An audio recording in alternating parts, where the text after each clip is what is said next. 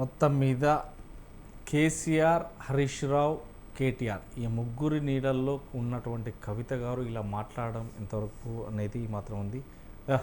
ఇక నాయక్ గారు చెప్పండి, ఎలా చూడొచ్చు మొత్తం మీద బీఆర్ఎస్ వర్సెస్ కవిత ఈ నేపథ్యంలోనే ఒక్కసారిగా ఆ మాటల యుద్ధంతో కొత్త పార్టీ పెడతారా అనేది ఒకానొక దశలో చూస్తే కనుక ప్రజల వద్ద ఖచ్చితంగా ఉండదు. ఎందుకంటే కవిత అనేది ఒక పేరు, హరీష్ రావు కావచ్చు, కేటీఆర్ కావచ్చు, సంతోష్రావు కావచ్చు, కవిత కావచ్చు, ఈ నలుగురు కూడా కేసీఆర్ నీడలోనే ఉన్నారు. ఈ నలుగురికి సంబంధించి ఇప్పటికీ ఇందులో హరీష్ రావు కావచ్చు, కేటీఆర్ కావచ్చు, ఈ ఇద్దరు మినిస్టర్లు అయినప్పటికీ కూడా కవితను ఎమ్మెల్సీ చేశారు, అదేవిధంగా ఇక్కడే చేశారు. ఈ నేపథ్యంలోనే ఎంపీగా కూడా చేశారు. ఇక్కడ ఎమ్మెల్సీ నుంచి అక్కడికి పోవడం జరిగింది ఆ ఎంపీ కూడా. ఈ నేపథ్యంలోనే ఒక్కసారిగా లీక్ వీరుడు అని హరీష్ రావును అంటే ప్రజలు ఎట్లా అంటే బీఆర్ఎస్ పార్టీ శ్రేణులు ఎలా ఉంటారు, ఇక కాంగ్రెస్ పార్టీలో మాత్రం కాంగ్రెస్ వర్సెస్ బీఆర్ఎస్ మాత్రమే అంటున్నారు. ఈ మూడు పార్టీలకు తిరగరాసింది మాత్రం ఈ లీక్ వీరుడి పరిస్థితులు ఏంటి, అసలు ఎలా ఈ లీక్ వీరుడు అంటే వారికి ఉన్నటువంటి కామెంట్ రూపంలో వాళ్ళ ఆస్తులా, లేదంటే వీళ్ళ పార్టీ నుంచి వచ్చే కొన్ని లీకులా, ఎలా చూడొచ్చు? అజ్మల్ గారు, మీకు ప్యానెల్ పెద్దలకు నమస్కారం. ఈ విషయాన్ని కవిత వర్సెస్ బీఆర్ఎస్గా మేము చూస్తలేము. కవిత వర్సెస్ హరీష్ రావు, కవిత గారు వర్సెస్ మన సంతోష్ రావు గారు. అంటే ఈ పంచాయతీలో ఇప్పుడు లీక్ వీరుడు అనే పదం మీరు యూజ్ చేసి కాబట్టి చెప్తున్నా. మొత్తం ఆ లెటర్ బయటకు వచ్చిన కాడి నుంచి ఇదంతా పంచాయతీ. అది గెట్టు పంచాయత, పైసలు పంపే పంచాయత, పంపకాల పంచాయత.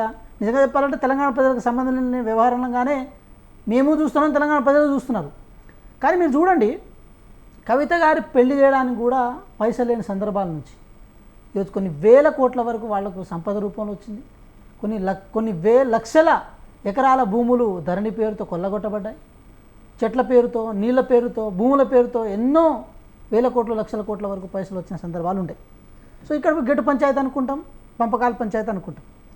లీక్ వీరుడు అనగానే కవిత గారు కొన్ని అంశాలను ప్రధానంగా బేస్ చేసుకొని కేసీఆర్ గారికి లేఖ రాసిన సందర్భంలో ఆ లేఖలోని సారాంశాన్ని, ఆ లేఖలోని అంశాన్ని, దేవుని పక్కన దయ్యాలు చేరినాయి, ఆ దయ్యాలే ఈ లేఖను బయటపెట్టినాయి. నేను రాసిన లేఖను బహిర్గతం చేసి బీఆర్ఎస్ పార్టీకి నాకు సంబంధాలను తెగ్గొట్టి కేసీఆర్ గారి దగ్గర నా స్థాయిని పలచనబడేలా చేసిరని చెప్పి హరీష్ రావు గారి దగ్గర డైరెక్ట్ బాణాన్ని వేసిన సందర్భాలు ఉండే. కాళేశ్వరంలో కేసీఆర్ గారికి సంబంధం లేకుండా మెగా కృష్ణారెడ్డి గారు, హరీష్ రావు గారు ఇద్దరు పైసలు దోచుకొని ఈరోజు కాళేశ్వరం ఉన్న బదనాంని కేసీఆర్ గారి మీద వచ్చేలా చేశారని చెప్పే ప్రయత్నం చేస్తున్నారు. రాజమౌళి గారు, నేను మాట స్పష్టంగా అడుగుతున్నా. ప్రతి ఉప ఎన్నికల్లో వేల కోట్లు, వందల కోట్లు ఖర్చు చేయడానికి పైసలు వచ్చిన సందర్భాలు కేసీఆర్ గారికి తెలిసిన తర్వాత కూడా ఈ పైసలు ఏడు నుంచి వచ్చాయని చెప్పి అడిగే కొంచెం సాహసం కేసీఆర్ గారు చేయలేకపోయారు హరీష్ రావు గారికి. అంటే ఇవన్నీ తెలిసిన వ్యవహారాలే. కానీ కేసీఆర్ గారి మీద విక్టిమ్ కార్డు వాడడం కోసం కవిత గారు వీళ్ళ మీద టార్గెట్ చేస్తే కనీసం కేసీఆర్ గారి దగ్గర, కేటీఆర్ గారి దగ్గర నాకు మార్కులు దొరుకుతాయనే ఉద్దేశం చేత ఉన్న అంశాలని మొత్తం ఏది ఒక చోట గుప్తంగా ఉంచి కేవలం కొన్ని అంశాలని రాజకీయంగా బయటపడే ప్రయత్నం చేస్తున్నారు. సరే, ఇక్కడ తెలంగాణ ప్రజలకు కావాల్సిన అంశం ఏంటి, తెలంగాణ ప్రజలకు అవసరమైన అంశం ఏంటనేది తెలంగాణ ప్రజల తరఫున వకాల్తా పుచ్చుకుంటుంది కాంగ్రెస్ పార్టీ. ఎట్లా వకాల్తా పుచ్చుకుంటుందంటే, కాళేశ్వరంలో అవినీతి జరిగింది, అదేవిధంగా హరితహారంలో అవినీతి జరిగింది, భూముల దగ్గర అవినీతి జరిగింది, ధరణి పేరుతో కేవలం 1,30,00,000 ఎకరాలున్న భూములు ఈరోజు 1,55,00,000కు పెరిగింది. ఆ పెరిగిన భూములన్నీ దేవాదాయ భూములు, అసైన్మెంట్ భూములు, ఇలా కొన్ని భూములను కేటీఆర్ గారు ధరణి పేరుతో చేర్చుకున్నారని చెప్పి మేము చెప్పిన సందర్భాన్ని కవిత గారు ఎందుకు ఇన్ని రోజులు దాచారు? కాళేశ్వరంలో అవినీతి జరిగిందని మీకు తెలుసు, హరీష్ రావు గారు దాంట్లో పాత్ర ఉందని తెలుసు, సంతోష్ రావు గారు చాలా విషయాల్లో ఇది ఫామ్ హౌస్లో కానీ, లేకపోతే వెంచర్లో కానీ, లేకపోతే విల్లా ప్రాజెక్టులో కానీ, ఎవరో నవీన్ రెడ్డి గారు అంటే పెద్ద మనిషి, నవీన్ రెడ్డి గారు, నవీన్ రావు గారు, వాళ్ళతో కలిసి అంతా చేస్తున్నారు, గూడు పుటాన్ని చేస్తున్నారు మీకు తెలుసు. మరి ఎందుకు మీరు బయట చెప్పాలి? మీకు కష్టం వచ్చినప్పుడు, మీకు ఇబ్బంది వచ్చినప్పుడు మీరు చెప్పారు. కానీ తెలంగాణ ప్రజల సొమ్ము కాబట్టి, తెలంగాణ ప్రజల ఖజానా కాబట్టి బీసీల కోసం కొట్లాడుతున్నారు కదా మీరు. ఆ బీసీల ఖజానా, బీసీల సొమ్ము మీ ఫ్యామిలీ, మీ కుటుంబం తీసుకున్నప్పుడు ఎందుకు ఆ రోజు చెప్పలేదు మీరు? ఆ రోజు కనుక చెప్తుంటే తెలంగాణ ప్రజలు రియలైజ్ అయ్యేవాళ్ళు కదా. సో ఇక్కడ ఒకటే విషయం అర్థం చేసుకోవాల్సిన అవసరం ఉంది. కవిత గారి తరఫున మీ కాంగ్రెస్ ప్రభుత్వం వకాల్తా పుచ్చుకోదు, కాంగ్రెస్ పార్టీ కూడా వకాల్తా పుచ్చుకోదు. కానీ మా కన్సర్న్లా ఒకటే, తెలంగాణ రాష్ట్రంలో గూడుపుటాన్ని జరిగింది, తెలంగాణ రాష్ట్రంలో ఆర్థిక విధ్వంసం జరిగింది. ఆ ఆర్థిక విధ్వంసానికి కారణమైన వ్యక్తులు ఎవరైనా అంశము తెలంగాణ ప్రజలకు తెలుసు. అయినా సరే అది మీ మనసులో పెట్టుకొని, మీ దగ్గరే అంశాన్ని పెట్టుకొని కేవలం లీక్ వీరుడు అని ఎవరినైతే మీరు నామకరణం చేసిరో వారు మీ లేఖను బయట పెట్టడం ద్వారా మీ కుటుంబంలో అది పంచాయతీగా మారిన తర్వాత మాత్రమే బయట చెప్తా. అంటే ఇది చిన్నపిల్లల ఆట కాదు, ఇది చిన్నపిల్లలు ఆడుకునే ఆట కూడా కాదు. తెలంగాణ సమాజం గ్రహిస్తుంది. మేము ఒక మాట స్పష్టం చేసే ప్రయత్నం చేస్తున్నాం సార్. కాళేశ్వరం విషయంలో ఇందాక అన్నగారు చెప్తుండే ఏది పీసీ గోస్ కాదు పొలిటికల్ గోస్ కమిషన్ అని చెప్పి ఒక మాట స్పష్టం చేసే ప్రయత్నం చేస్తున్నాం. కాళేశ్వరంలో 2 అంశాన్ని ప్రధానంగా కనుక తీసుకుంటే విజిలెన్స్ క్యాగ్ ఎన్ఫోర్స్మెంట్ రిపోర్ట్లు ఇచ్చిన ప్రకారం లోపాలు ఉన్నాయని తెలియంది. కొంతమంది అధికారులు వాళ్ళంతా వాళ్ళ పీరియడ్ మొత్తం 2016 నుంచి 2023 వరకు కేవలం వారి పీరియడ్ మొత్తం కాళేశ్వరంలో పనిచేసిన సందర్భాల్లో వాళ్ళ ఆస్తులు దాదాపు 100 రెట్లు పెరిగిన అంశాలను ప్రధానంగా తీసుకున్నప్పుడు ఒక సర్కమ్స్టాన్సెస్ ఎవిడెన్సెస్ తీసుకొని దాని ద్వారా అవినీతి జరిగిందని తేలింది. సో ఇంకో మాట కూడా మేము చెప్పే ప్రయత్నం చేస్తున్నాం. కవిత గారు చేసిన ఎలిగేషన్ని కేవలం రాజకీయ ఎలిగేషన్గా మేము తీసుకుంటలేము. కవిత గారు చేసిన ఎలిగేషన్ నిజంగా లోపల అవినీతి జరిగింది. అవినీతి జరిగిన అంశాన్ని హరీష్ రావు గారే కారణం అని చెప్పే ప్రయత్నం చేస్తున్నారు. కాబట్టి ఒక మాట అయితే చెప్తున్నాం, బీసీల కోసం మాట్లాడారు కాబట్టి మీరు ఏది పార్టీ నుంచి సస్పెండ్ చేసిరా? హరీష్ రావు గారి యొక్క తప్పులు చెప్పారు కాబట్టి మీరు పార్టీని సస్పెండ్ చేసిరా? లేకపోతే మిగతా విషయాలను పరిగణన తీసుకొని పార్టీని సస్పెండ్ చేసిరా? ఇంకో మాట కూడా చెప్పాలి సార్. మీరు చూడండి, నిజామాబాద్లో కవిత గారు పోటీ చేస్తారు. కవిత గారు దాదాపు 70,000 మెజార్టీతో ఓడిపోతారు. పక్కనే ఏదైతే మన మెదక్ సంబంధించిన పార్లమెంట్ ఉంటుందో అక్కడ 3,20,000 ఓట్ల మెజార్టీతో అక్కడ ఎవరైతే ప్రభాకర్ రెడ్డి గారు ఉన్నారో వాళ్ళు గెలుస్తారు. అంటే హరీష్ రావు గారు 2019 ఎలక్షన్లో కవిత గారిని ఓడించడంలో కీలక పాత్ర పోషించారని చెప్పి కవిత గారు ఎవరైతే మన ప్రెస్లో ఉన్న కొంతమంది చిట్చాట్లో చెప్పిన సందర్భంలో దాన్ని మనసులో పెట్టుకొని ఇంత దూరం ఈ పంచాయతీ వచ్చిందని తెలుసుకోవాలి. అంటే హరీష్ రావు గారు ట్రబుల్ షూటర్ లేకపోతే ట్రబుల్ షూటర్ తెలంగాణ రాష్ట్ర ప్రజలకు అని చెప్పి వాళ్ళు క్లెయిమ్ చేసుకున్న సందర్భంలో ట్రబుల్ క్రియేటర్ అని చెప్పి కేసీఆర్ గారి కుటుంబంలో అంటే డే 1 నుంచి మీరు ఒకసారి ఒంటరి ప్రతాప్ రెడ్డి గారి స్టేట్మెంట్ చూడండి. కేసీఆర్ గారిని అడ్డంగా మీరు ఓడిస్తే ఆటోమేటిక్గా మీకు మేము సహకరిస్తామని చెప్పి కేసీఆర్ గారు అప్పటి నుంచి చెప్తారు.